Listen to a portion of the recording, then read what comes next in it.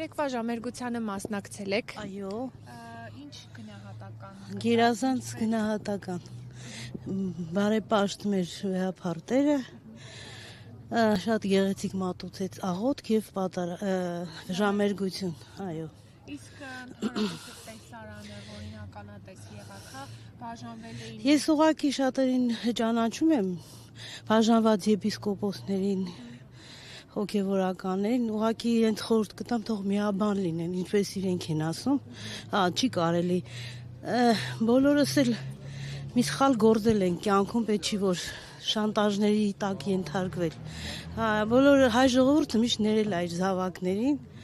Իսկ թվում է Սուրբ գրքի մեջ էլ է գրած անառակ որդու վերադարձը առակին անդրադառնանք։ Կարելի է ներողություն խնդրել եւ ամեն ինչ ավարտվի, իսկ վայ ղեկավարությունը, որ երբեք ես չեմ ընդունել, ես եղանկարիչ եմ իմ մասնագիտությամբ, ես ուղղակի զարմանում եմ, էլի ոնց կարելի է այս աստիճան ստորանալ Թուրքի առաջ, այդքան բան։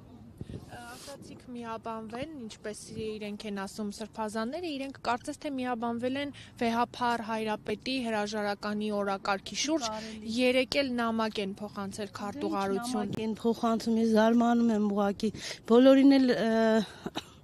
հանձամբ ճանաչում ենք, պետք չի որ ուրիշ խժդժություններ ներքին կյանքում եկեղեցու ստեղծել, թող ներողություն խնդրեն ավարտվի այս պատմությունը, ես իմ բարի խորհուրդն եմ իրենց տալիս, թե չէ բաներ կա, որ աններելի բաներ կա արված, չգիտեմ, չի կարելի, հայ ժողովրդին երբեք չի կարողացել, միշտ իմ պապերս, տատերս Արևմտյան Հայաստանից են, վանեցիներ, խնոսցիներ, ինչ ասեմ, բոլոր այս ամեն ինչի միջով անցել էին, հիմա մենք էլ անցանք, այս ինչ էր, իմ տատիկս որփացել այստեղ է մեծացել, այստեղ հոգևորականներն են պահել, բա հիմա անհարմար չի այս վիճակի մեջ հայտնվելը, ուղղակի զարմանում եմ։ Այսինքն իրենք չեն կարողանա այդուհանդերձ հասնել վեհափառի հրաժարականին։ Բայց ինչի համար են հրաժարականը պահանջում, ասինքն այդ թուրքը ինչ է, անունն էլ չեմ կարող մտաբերեմ, այդ ինչ որ հոգևորական է թուրք, դա ով է, որ այդ զադեյա ինչա, չգիտեմ, այդ զզվելի լեզուն ես երբեք չեմ ընդունի, որտեվ իմ պապիկիս ընտանիքին մորթել են խնոսում,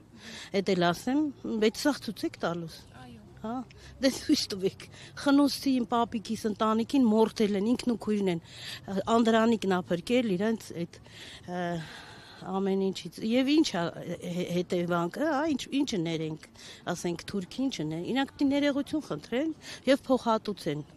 իսկ մեր ղեկավարությունը ոնց որ տանում է դեպի ուրիշ պատմության, ես չեմ ընդունում, անընդունելի է ինձ համար։ Նաև իմ հայրս Էջմիածնի երաժշտական դպրոցը հիմնադրող անձնավորությունն է, այդ դպրոցի հետ կապված խնդիրներ եղան իրենց գալուց հետո, ես չեմ ասում բանը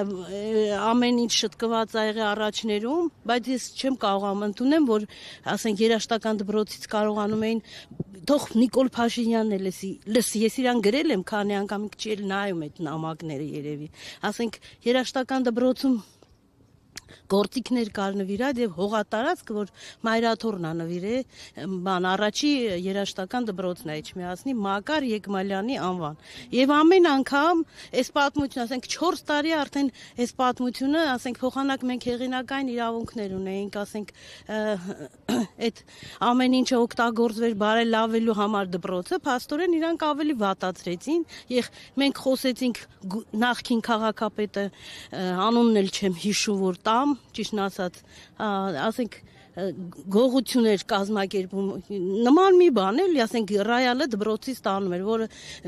պատմամշակութային արժեք էր, համան գործարանից նվեր,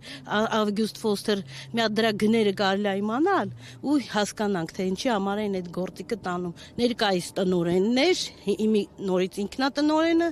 բաժնի վարիչը եւ ոմն Ներսես Ավագանի, այդ 4-ով եւ քաղաքապետը, այդ գործը արեցին, եղբայրս էլ քանի որ դպրոցում դաշնակահար է, աշխատում,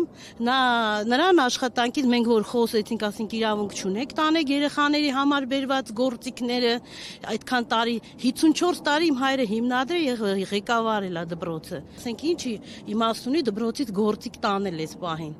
ասենք։ Որ ասում եք նախկին քաղաքապետ։ Այո, նախկին քաղաքապետ, այո։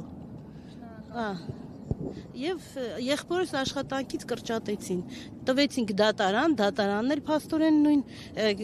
բանը պատմությունը սարքեց, այսինքն